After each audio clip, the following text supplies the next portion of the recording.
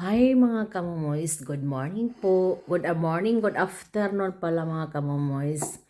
Ka-wake up ko lang, Quartz for Eins is hapit 1 o'clock PM sa in the afternoon ngayong Friday. Kasi kahapon, yung Tuesday, no, Merkulis, di ba ano yun?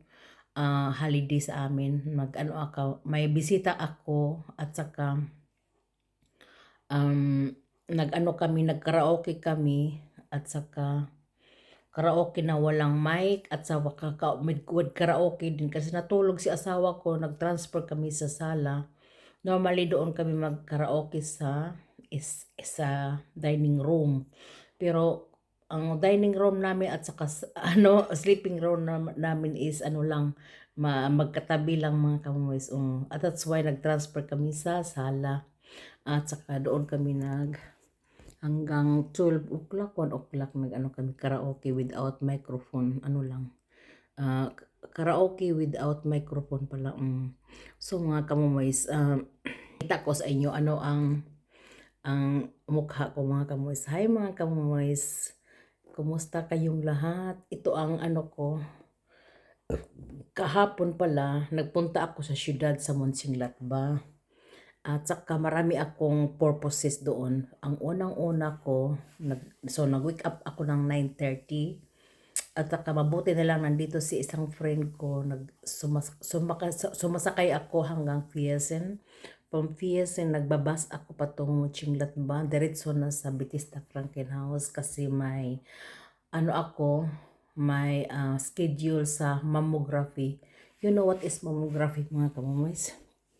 Yung yung breast natin, kailangan every 2 years, magpadala sila lang sulat, every 2 years, every October or November, this month, ako kasi ko yung nagkasakit ako, hindi ako nagpunta kasi may ubo at saka di ba corona ako last 3 weeks. At saka kailangan healthy ko magpunta ka doon. So, sabi nila, okay, November 2, after sa Kalagkalag. Oo, nagpunta ako kahapon. At saka, very early ako nag-wake up, 9:30, at saka mag-almusal. Walang almusal pala mga kamuis kasi rin kami. Ang plano ko, basta importante, makasakay ako ng bus patungo sa Mönchengladbach. Doon ako nag-almusal kasi 1 hour ang waiting ko. I'm very early talaga nagpunta. At saka sabi niya, magkape ka muna kung gusto mo. So, okay, saan ang kapihan? Na doon sa likod. No.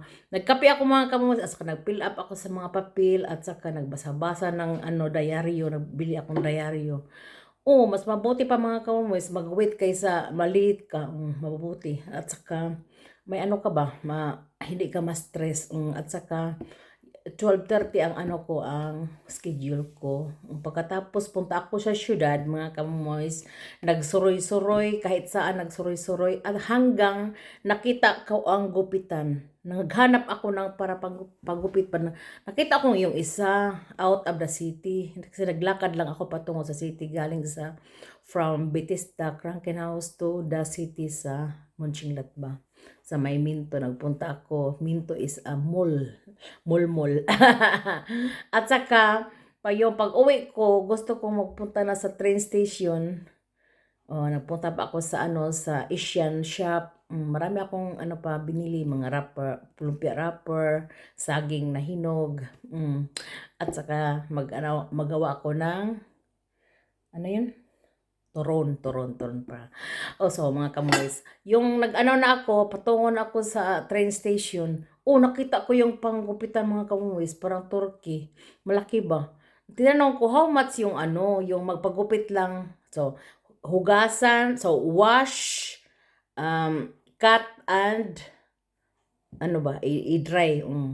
Lang, 38 ang sabi niya. It's okay. Nagpagupit ako mga kamok. Kasi importante, yung mga old na hairs ko kasi yung hairs ko parang curly ba na, parang so untidy tingnan ang buhok ko kasi tingnan niyo kamok. Hindi ako nagpa-color kasi not good for my hairs kung magpa-color palagi. So, next year na naman, sinabihan ko na siya, may ano na ako. Magtawag lang ako, binigyan ako ng telephone number, calling card. At saka mag-ano ako mga kamumoys, color before my birthday next year kung buhayan pa. Magpagupit ako at saka magpa-color next year pohon. Saka hindi naman yun mahal pag magsabi siya 38 gupit. So, wash, cut and dry. Wash, cut and dry. Washing, schneiden und föhnen. Tatlo. Pero kunti lang ko na pa-dry. Sabi ko lang i-dry kunti kasi lalabas ako, maraming hangin, baka magkasakit. Ito nga, may sipon naman. At saka mga kamumoys, hindi ako nagtagal, pero walang train patungo sa Busan, diretso, pamutsinglat ba? Di, hanggang Fiesen lang. Mahirap pag mag-train na diretso sa amin. Mabuti na lang na doon si asawa ko at saka free siya after sa niya reha. At saka, gusto ako mag-auto, pero ang mag-auto mga kamumoys, kailangan din magbayad ng mahal. Doon sa Maria Help is mahal din ang tag 150 siguro ang isang oras. Magbayad tayo sa syudad. Grabe. Grabe ang syudad mga kamuis. Kung mag-parking, bayaran lahat. Grabe That's why makaano na lang ako, mag-train or mag-bus. Mas mabuti pa, walang no more thinking na may auto kang gipark ba. At saka kung marong parking ka pa mga kamuwas, na ay penalty. May negative. My God. Katulad yung asawa ko noon nga. Nag-park din ako ng illegal fry. May penalty. Kurak kanila mga kamuwas. Kasi not bawal nga mag-park.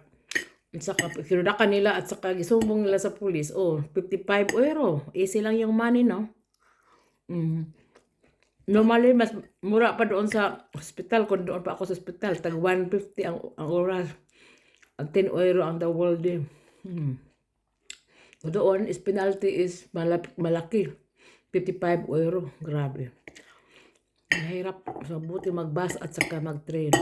At saka sinundo ako ng asawa kahapon kasi walang diretso na train nga sa amin sa Busan. Doon siya sa PSM. Sinundo niya ako. Uuwi. Gabi na uuwi mga kamumoys. Grabe. Pa kami na grocery. Pagkatapos dito na. At pagkatapos mga kamumoys, marami akong hugasan dito. Sa kalabahan. Grabe.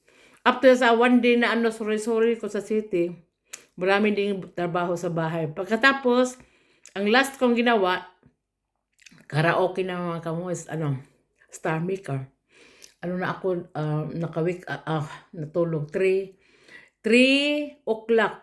Grabe. 3 o'clock sa umaga or half 4 o'clock na.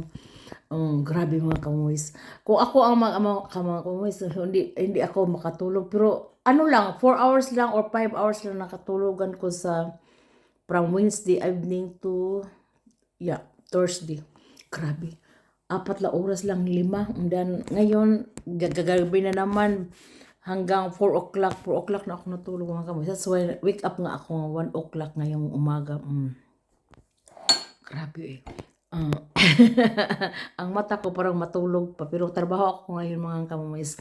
4 o'clock, 5 o'clock mag-start ako kasi close na sila. Ngayon is weekend.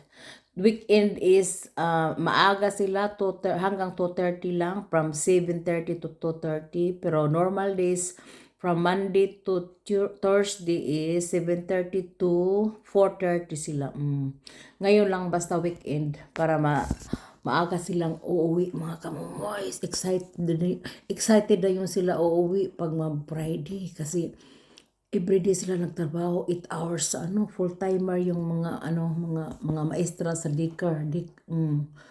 Ako lang ang 5 hours a day. 5 hours a day. Ito lang. maglinis. Mag-janitor ako. Pagkatapos nila, ako na naman ang papasok mga kamumis. Dala-dala kong radyo at saka may susi din ako. My boss, 26 years na ako ha. From before until now, sinabihan ko na magdala ako ng radyo kasi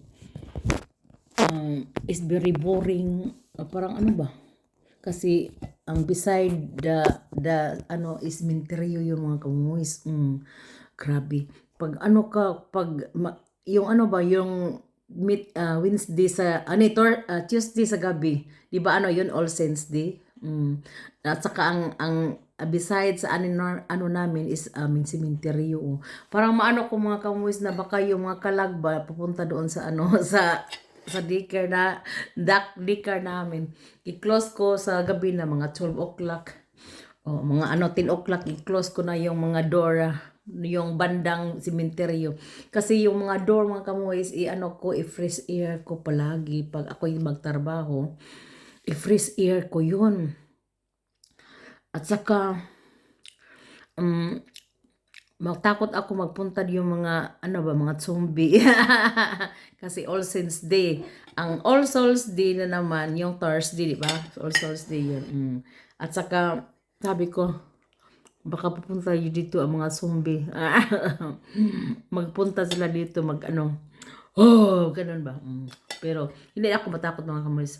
Ako ng radyo, very loud ang radyo ko. Eins Live.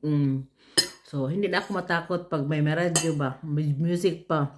Parang disco. Kaya ganda sa music. Pag weekend. Hindi weekend, pag gabi. Mga kamulis, ang pagkain kong bahaw. Ang kinain ko mga kamulis, mga salin yun sa, di ba